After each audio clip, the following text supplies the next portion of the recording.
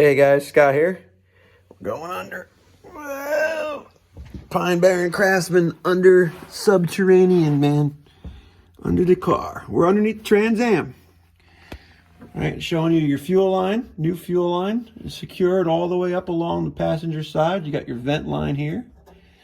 That's all done.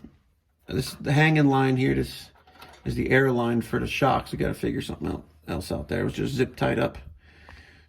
I coated it with some undercoating under here. Nice and clean. I don't know if you can see that. Fuel line. Not a big deal if you can see it. I guess you can visualize it. That's why you're here. You're visualizing with me. Let me go show you. Let me go show you the tank real quick. Dude, it's rudimentary here. All right, this is basic 101. You know, one guy trying to figure this out. All right, we got the tank here. All right. So we got the tank. This is the fuel line. Got a new line hooked up. I'm about to put this clamp down once I get this pushed on. Little trick. Put your right hand here. Put your left hand here. And when you put these hoses on, you want to do a little rocky. The twist works too. You put a little bit of oil or water here, something spits, and just slide this on by rocking it. I find it's a lot easier, especially with this yellow one. I had a hard time getting it on there, but it fits nice and snug. It's how it's supposed to fit.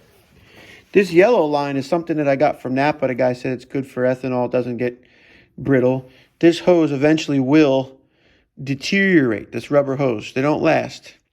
See, it says fuel line, PCV, I guess for vacuum. No, not for vacuum, but anything with fuel vapors.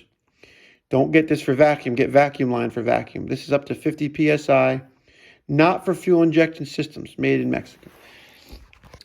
This is your new sender. Here's your fuel effluent line or outgoing line. This is your vent. This tank was built with a vent in the tank. Some of these tanks didn't have the vent in the tank. They had them in the sender. So another line would come out here. Just so you know, make sure you order the right one for your application. Power line, ground line, okay? This is the old sender. You guys can see that. All right, here's your float. Just tells you what your fuel level's at, okay? This is your sock. Nope, not the sock on your foot, but this is the screen, the sock that is on the pickup line for the sender. Fuel goes up through this, comes out this line, and comes out the top of the tank. And this is how it's put together. You have a collar that sits on here, that pushes against this, and this is the O-ring that seals it to the tank. And all that is under here. Collar, steel plate, and then the O-rings underneath that, okay? I'm not getting crazy detailing it. I sanded it down, got the rust off of it. I coated it with some rust preventative stuff. It already has a factory rust preventative on it. You saw that I did the black undercoating under there.